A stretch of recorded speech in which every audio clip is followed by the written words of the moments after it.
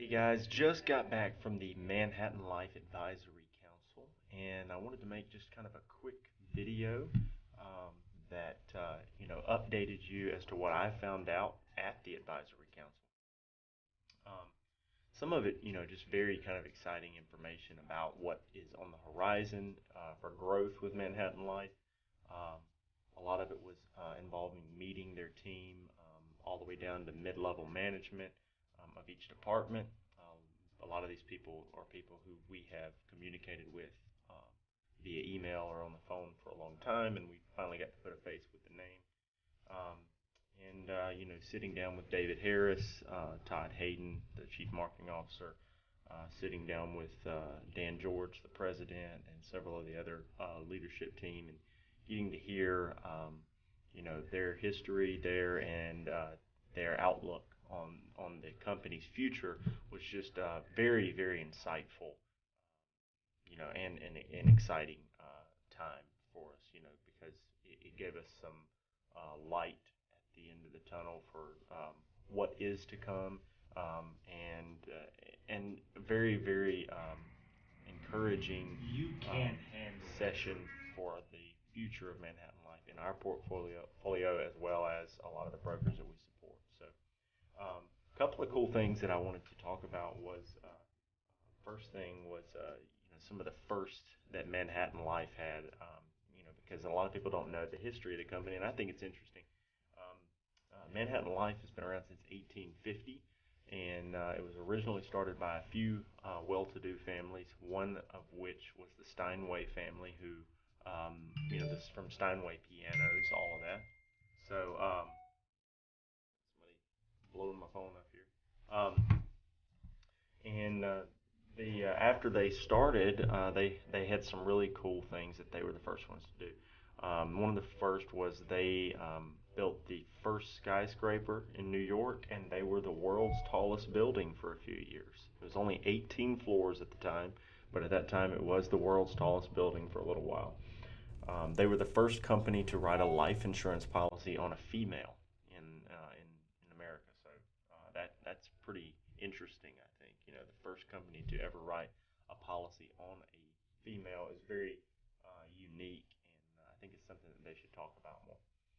They were the first company to write life policies on Civil War soldiers, and in their in David Harris's or the Harris family's time with the company, they have made 92 acquisitions of other companies. And they have a very, very colorful story that I'm hoping that their new marketing partners will help them tell soon. But I'm not going to get into that story because I might have to omit certain details that make it less colorful. So, um, what I will kind of pivot to now is some of the things that are happening right now that are making them a very exciting company. One of which is their new Manhattan Life 2.0 application. I'm going to kind of go through a tutorial on that really quick. Another one is just the fact that they are introducing new products to the group market, the individual market. They are experiencing a lot of growth in all their divisions. A lot of people don't know they are in the group market. They acquired a large percentage of Humana's group benefits companies after the Humana and Walmart, Humana Aetna, Humana Walmart, Humana and Aetna merger that failed a few years ago. After that, they did go through and acquire a lot of the Humana worksite benefits, and that's helped them grow a lot on their worksite side and continues to. They have grown a lot on the individual health side, which is where we do a lot of our business. The individual health, affordable choice, dental, vision, hearing, out-of-pocket protection plan, lump sum cancer benefits, with seemingly more potential concepts to come, like new dental, vision, and hearing options, potentially down the road. Something that they're talking about right now. The other division, of course, the Medicare Supplement division. They now have Manhattan Life Insurance Company. That has been a block that's been around for a while. I actually um, didn't really think about it until I was there, but the first Medicare supplement I ever wrote was with Manhattan Life 6 years ago. So over the phone too. And the Last thing, oh, and then I'm sorry, Manhattan Life. They also have the Western United Life block, and eventually they will probably come out with another one.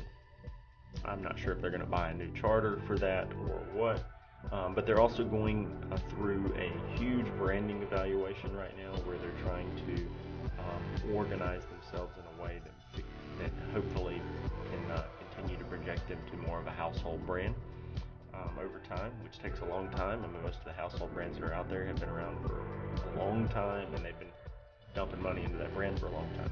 So it might take a while, but I think it'll help brokers that represent them to have that household name push more over time. So they are a very quickly growing company, a mid-sized company. They are privately owned, but they are one of the largest privately owned insurance companies around. Um, and yeah, that's it on that. I'm going to get into this tutorial really quick and show you guys some uh, cool stuff that we did on the trip. And hopefully you enjoy it. And if you have any questions that I don't address, you know how to get in touch with me. Talk to you later.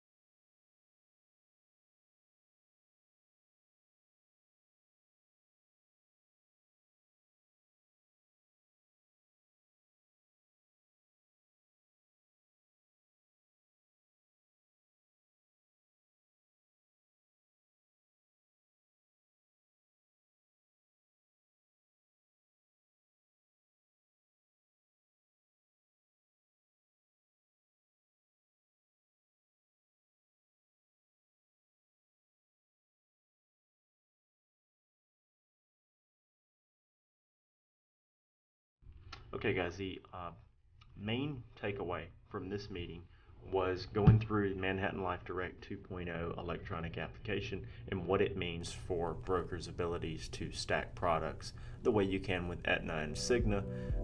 Now you can do that with Manhattan Life, and there's a whole lot of products that Manhattan Life has, or there's at least one or two key ones that the other two companies don't have that really sets them apart. So on this portal, when you log into your regular portal, you're going to have a congratulations link here. You can click to launch the 2.0. When you do that, it's going to pull you over to here inside your portal, which I already have pulled up, and we will be able to start quoting right away. So I'm just going to walk you through this. You put in your zip code, click next. You're going to put in just the basic info when you're running this quote. Tobacco, mail. You don't have to put the spouse and children on here right here if you don't want to. You can. If you do, it's just going to set the default for the entire product to be, have to include those, but you can change it on each individual product. When you come on here, these are the products that they have currently loaded into the 2.0 platform. So we can take a look at the affordable choice. Let's say we want to do the Elite Plus for the family. It has the entire family already included on there. Like I said, if you decided, hey, I just want to quote me, you can do that and bring it back down. For now, I'm going to do the whole family. So let's say we're quoting the family, the affordable choice Elite Plus plan. Then we're going to return to product list, and on the side it's building a cart. Okay. Then let's say I want to do the first occurrence cancer benefit of $50,000 for the whole family. You can add these riders right here. You can remove from cart if you decide that price doesn't add up. You can click return to product list, all the while building your cart. You can add in your dental, vision, and hearing. And say you don't want dental on the kids, boom, you can hit 0 and bring it back down. Or you can add your 2 kids back to it. And that might be, oh, I know what it is. Because because it's a family plan or an individual plan, it's not giving you any discount that way. It would if you just said, I don't want any children or a spouse, then it goes down to an individual plan. But as soon as you upgrade to family, you might as well include your kids. And I'm going to go return to product list, and I have my products built out here. By the end of the week, they should have out-of-pocket protection on here, so you can go ahead and add that in. Then you can begin your enrollment, and you're basically putting in all of your information for your client.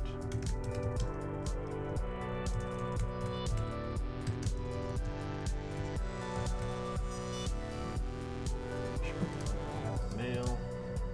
And I'm not going to bore you with all this, but once you get into the actual enrollment, it's pretty simple. You're just going to go through all of these various parts of the electronic application as before, the payment portion, beneficiary.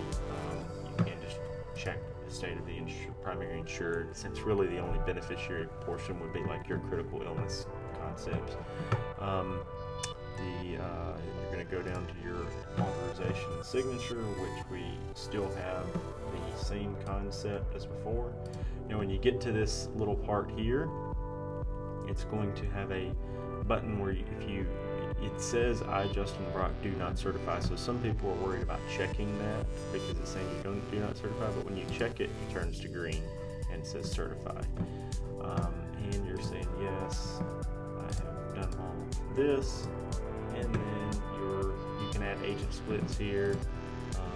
This gets down to the health questions are the very last thing, and all just kind of the qualification questions. And then at the end, you're going to validate and submit it, and you're submitting all of those products on one application. So it really does make it a super easy sale. And as far as a product line like this that has a corresponding application like this, I don't think there is one. So head and shoulders above the rest, and there is no email verification required on the signature like there are on certain like short-term major medical concepts. So this makes the process very easy for the agent. And yeah, that's about it on there. Hope you guys can take away some great information from this and get out there and make some more money and help some more people. So, also, if you don't have the Manhattan Life contract already, let me know. We can, oblige that. We have a very good contract, and so depending on your production level, we can get you the level that you deserve. So, talk to you soon. Bye-bye.